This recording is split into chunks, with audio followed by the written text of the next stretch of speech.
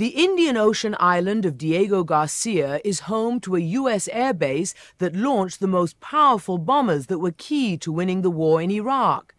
But it was also once home to an indigenous population who were summarily uprooted and shipped against their will to another island 1,200 miles away. So today, only military personnel and the workers they imported are allowed onto Diego Garcia. No outsiders can get in. But the real story is finally surfacing. On a string of beautiful coral islands in the middle of the Indian Ocean, America has built one of its most important strategic bases, Diego Garcia.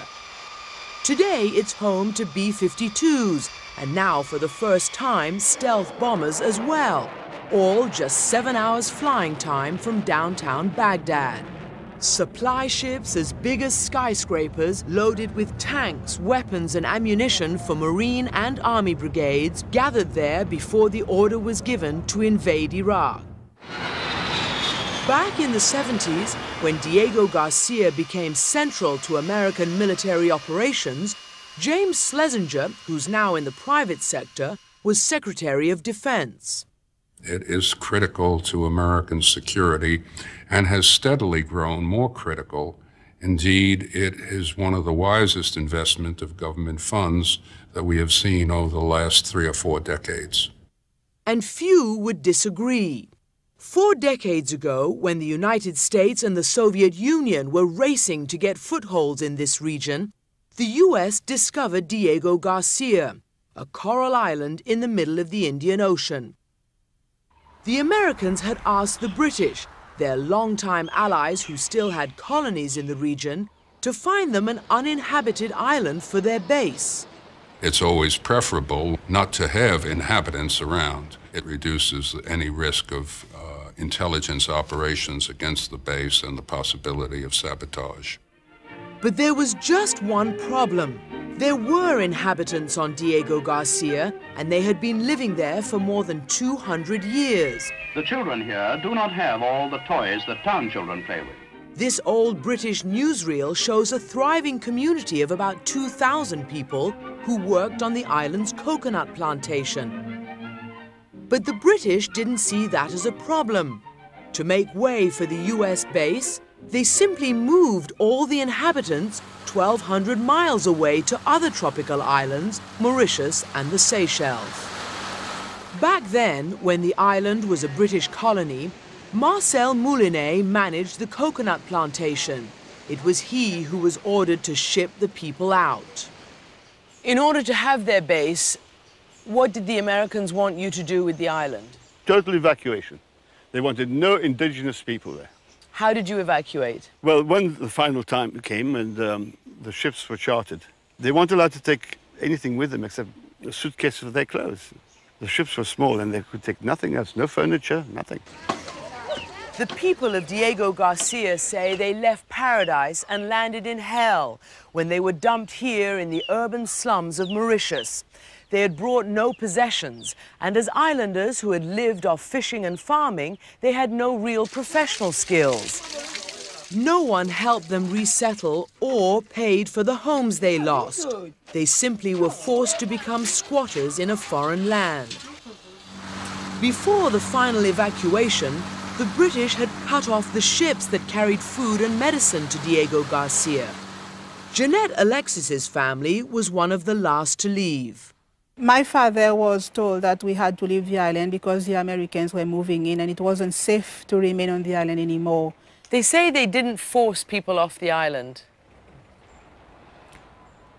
I mean, if you stop feeding me, if you don't give me work, you bring in sheep and you tell me that this is the last trip, otherwise if I stay back, I will starve to death. What other force do you need to get me out? The islanders say the other force that got them out was fear, when British officials ordered their pets to be exterminated. They were gassed with exhaust fumes from American military vehicles.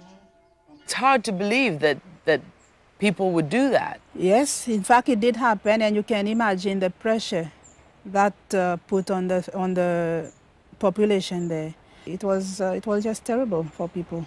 When you boarded that ship, finally, for your last trip out of Diego Garcia, what do you remember? We were crying. We were hanging onto our mother's skirt, crying, because although we were very young, we understood that we were leaving something very, very valuable behind, and that was our home. And for the next 30 years, the world never knew what had happened to Diego Garcia's original people. No outsiders are allowed on to Diego Garcia, so this secret stayed hidden until one of the exiled islanders, Olivier Bancoul, started organizing his community. He was angry by the years of misery that his people had been forced to endure. 3 of his own brothers drank themselves to death, dispirited by their poverty and unemployment. One of his sisters was so homesick that she committed suicide. And it's very sad. This is why I will never give up.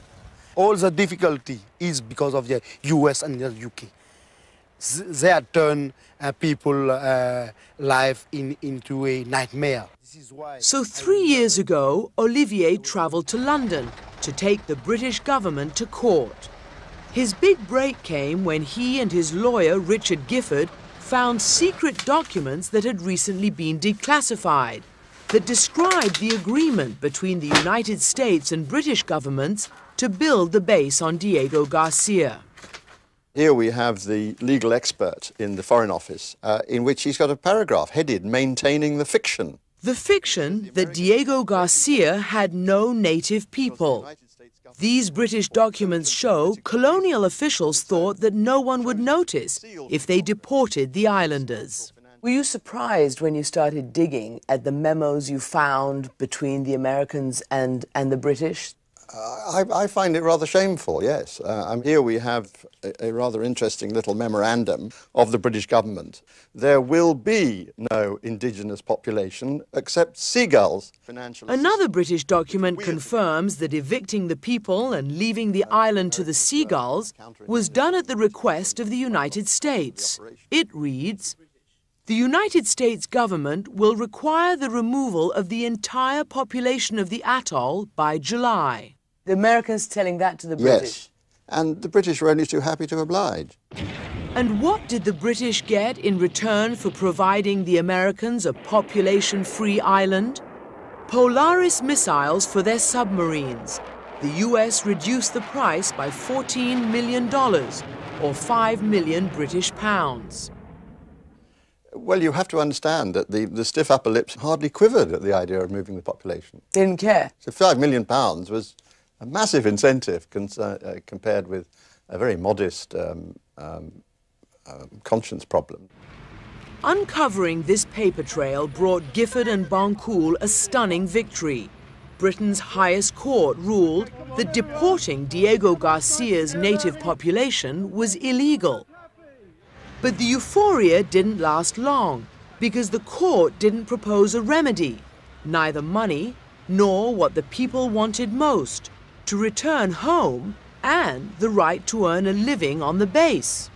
Do you think, given the security situation right now, the war on terrorism, do you think they will ever really be able to go back to Diego Garcia? The position of the islanders is that they never objected to the US base on Diego, but the islanders are extremely bitter that they are denied employment on the base, precisely because they come from there. Especially since the base employs several thousand civilian workers from other countries like the Philippines. Benoit Emilien used to recruit those civilian employees. That's me again with the commanding officer. Your job was to find workers to work on that top secret American base. Were native Diego Garcians ever allowed to go back and work there? Definitely no. Why not? I was given instruction to be careful. They don't want any kind of claim or demonstration. And when Benoit tried to talk to his American friends on the base about Diego Garcia's original inhabitants, he found the subject was taboo. It's like this, they stay away, like... they don't want to know? No, they don't want to know. And they don't want visitors.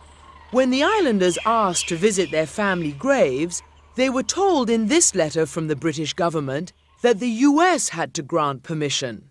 It reads, "We have consulted the US authorities who have confirmed that they cannot agree to it at the present time." So last August, the islanders appealed directly to President Bush. But the Bush administration said it was Britain's call. This letter reads, "Because of the vital role the facility plays in the global war on terrorism, British authorities have denied permission to visit Diego Garcia. We concur and support the decision." Qasem Uteam, the former president of Mauritius, had written the letter to President Bush on behalf of the islanders. So both sides are essentially passing the buck. That's what they're doing. That's exactly what they are doing. I think that it is most not only inhuman, but illegal. They should never have been expelled from their land. We tried repeatedly to interview anyone from the British and American governments about this affair, but no one from the British Foreign Office, the US State Department, or the Pentagon would even talk to us. But Dan Urish did talk to us. Back then, he was the American commander on Diego Garcia. In retrospect, do you think that they were treated fairly, these people? You know, I have a great sympathy for them. I think the British are the ones that are probably legally responsible for it. Morally, the U.S. certainly has an interest in seeing that things are made right for the islanders. And until that happens, Olivier Bancoul, Jeanette Alexis, and the rest of the islanders say they'll never give up. Now they are suing both the United States and British governments for compensation and the right to return. It's an important base, I agree. But at the same time, they should have realized that people are also important. Do you think you have any chance taking on America, taking on Britain? The Americans and the British always talk about the champions of human rights. There we are. What they did to us, they should rectify it. They should look after us. You know, they should do what they preach.